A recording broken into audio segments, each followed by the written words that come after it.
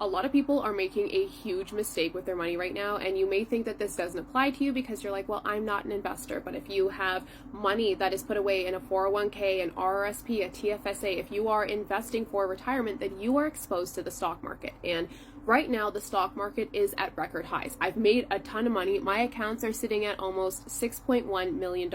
And the Fed, they make their rate cut decision this week. And a lot of people are celebrating because the stock market's been going up, up, up, up. But wealthy investors know that there's something else you should be paying attention to. They are doing something called rebalancing. And if you don't know what that means, then you are essentially gambling with your money. So let's take it back a little bit. The Fed is the US central bank, okay? They're basically like the thermostat for money and the economy. When they raise rates, your mortgage, your credit cards, your car loan, like that all gets more expensive. When they cut, borrowing gets cheaper, and they do this with the intention to see the economy expand. That's why the markets are going crazy right now. But what you need to understand is that hype is not a strategy, and you need to be rebalancing. And basically what that means is just making sure that your portfolio has not drifted out of balance. I want you to think of your stock portfolio like a big plate, okay? We don't want to see 80% carbs on that plate and only 20% protein. That's not a balanced meal. Essentially, what you're looking at is something called your asset allocation. So let's say you are 30 years old. A sample allocation may look like 60% of the total US market, okay?